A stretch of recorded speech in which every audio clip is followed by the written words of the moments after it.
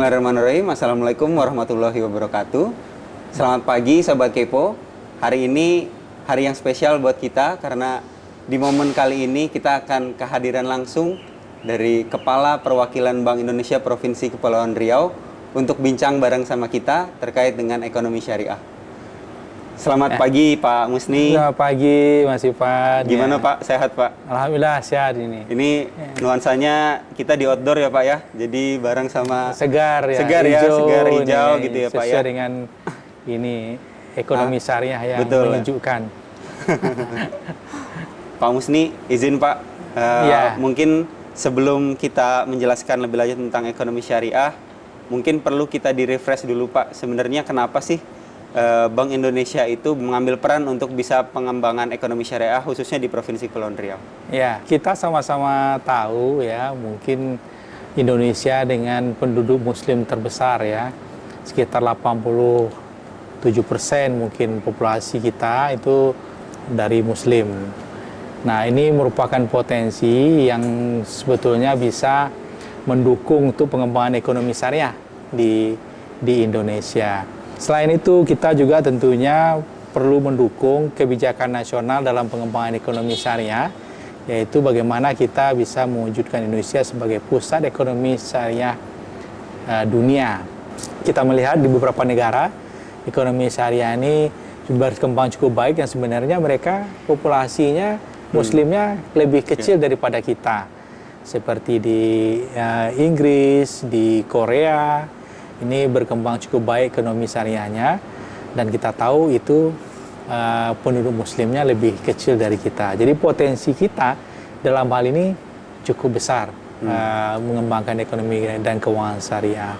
Oleh karena itu, kita terus mensinergikan, terutama di tingkat pusat ya, mensinergikan program pengembangan ekonomi syariah Bank Indonesia dengan KNKS ya. Dengan KNKS kita terus mensinergikan tentunya di tingkat pusat bagaimana program pengembangan ekonomi syariah ini bisa selaras dengan program pengembangan ekonomi syariah yang ada di KNKS.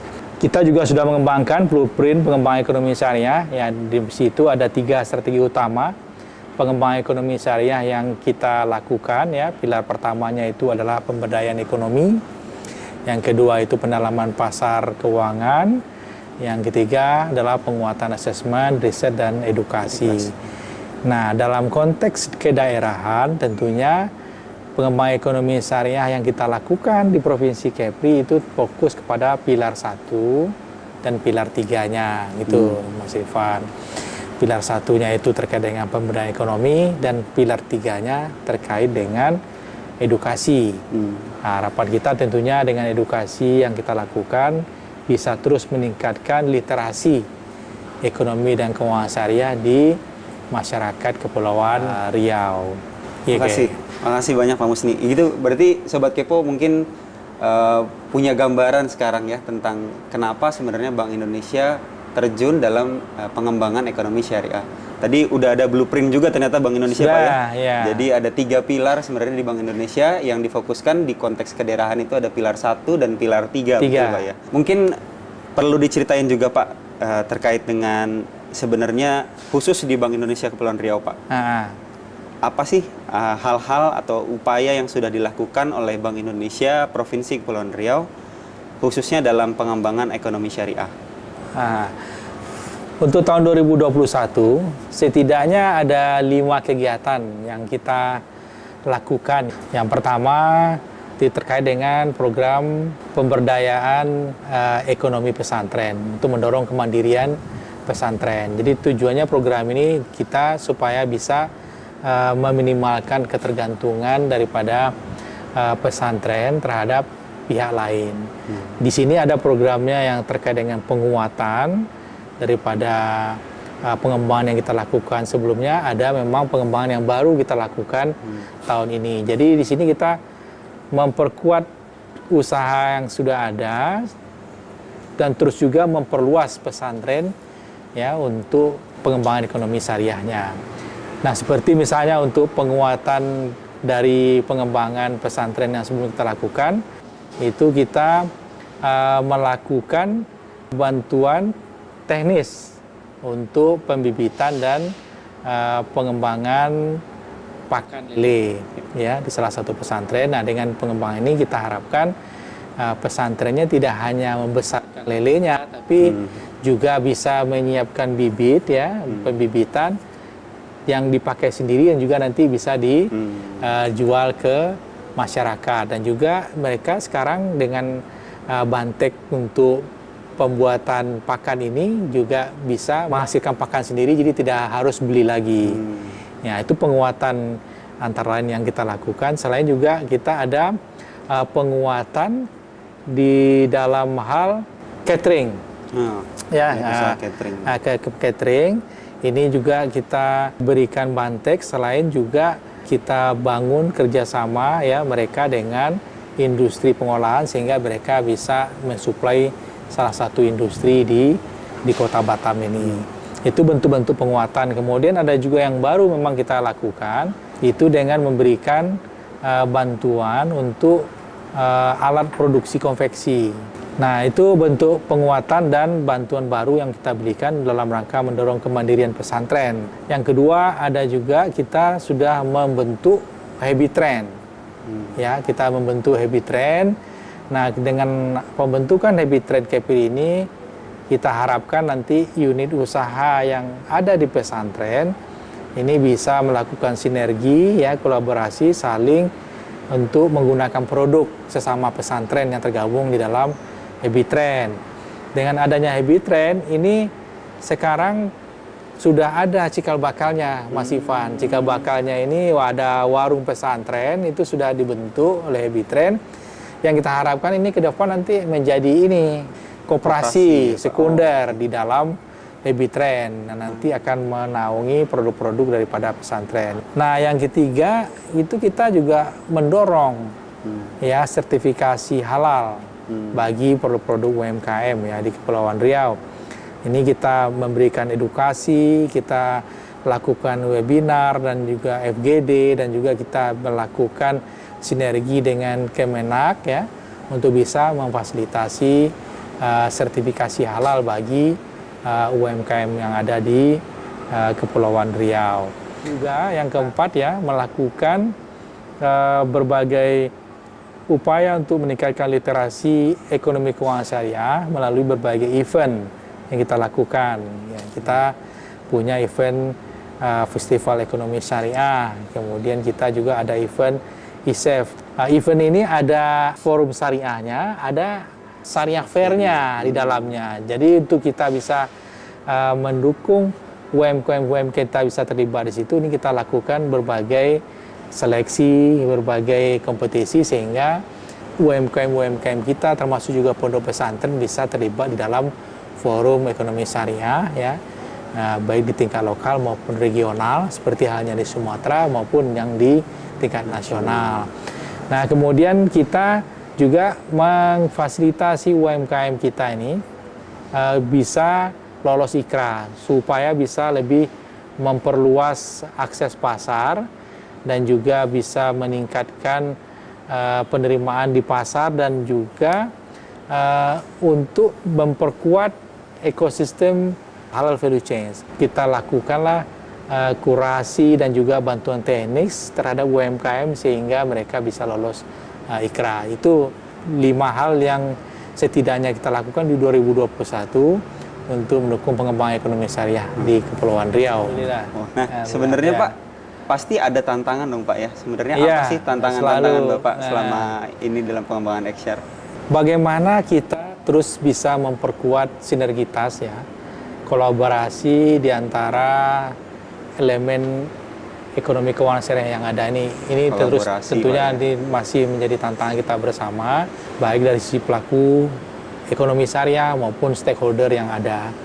Jadi sinergitas dan kolaborasi ini tentunya perlu kita perkuat ya, baik di dalam hal pola pengembangan ekonomi syariahnya sendiri, termasuk juga edukasi dan sosialisasi, dan juga bagaimana kita bisa memperkuat sinergitas ya dalam bentuk meningkatkan jangkauan layanan kita lembaga syariah kepada masyarakat secara lebih merata.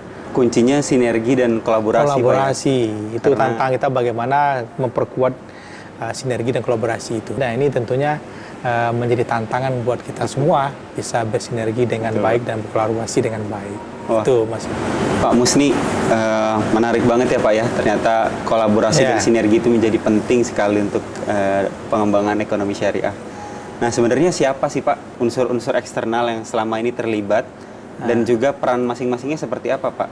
Ya, sektor eksternal di Provinsi Kepulauan ini cukup aktif ya, cukup aktif dan cukup kuat dukungan para stakeholder kita ini dalam pengembangan ekonomi syariah di Kepulauan Riau. Ya, sebagai contoh dalam menjalankan 5 kegiatan yang tadi kita sampaikan itu dukungan dari stakeholder kita cukup baik terhadap kegiatan-kegiatan tersebut. Misalnya dari Kanwil Kemenak, dukungan itu cukup baik di dalam sertifikasi halal, baik dalam edukasinya maupun di dalam fasilitasi pembuatan daripada sertifikasi halal daripada UMKM maupun pesantren. Demikian juga dari stakeholder yang terkait dengan perbankan, dalam hal ini OJK dan teman-teman dari perbankan ini juga dukungan cukup baik ya di dalam pembiayaan usaha-usaha daripada ekonomi syariah.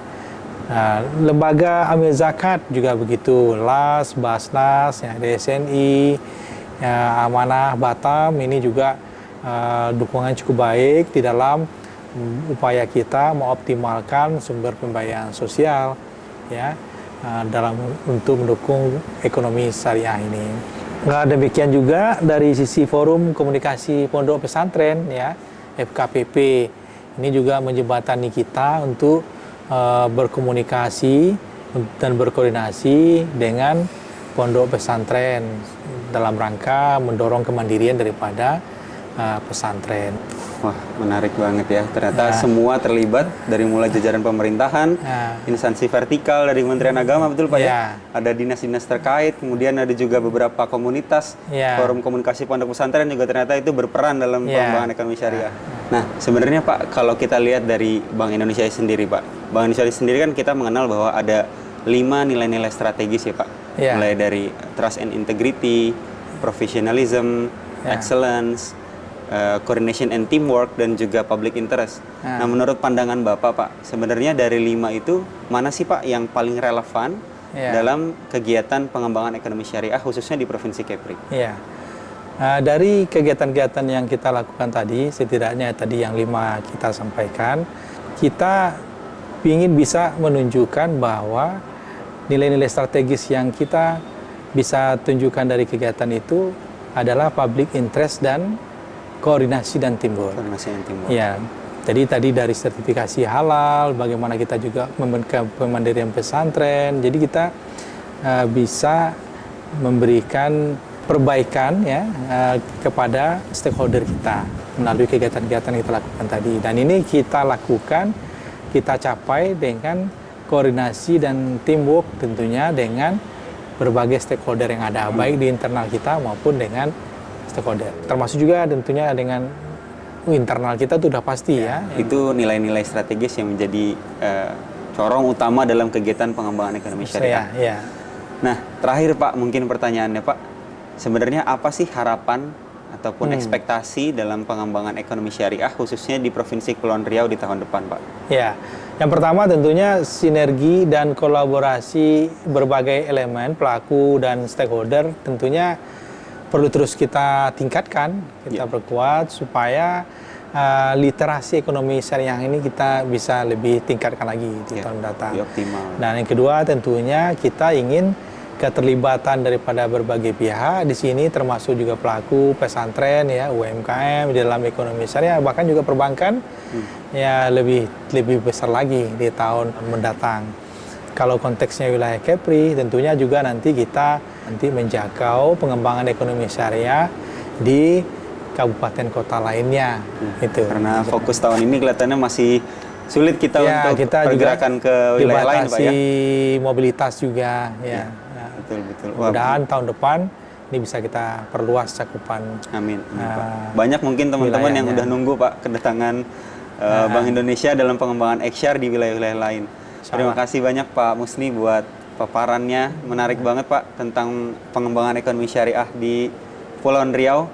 Mudah-mudahan apa yang diharapkan dapat terwujud Pak. Kita sama-sama berdoa bersama untuk bisa pengembangan ekonomi syariah khususnya di Kepulauan Riau.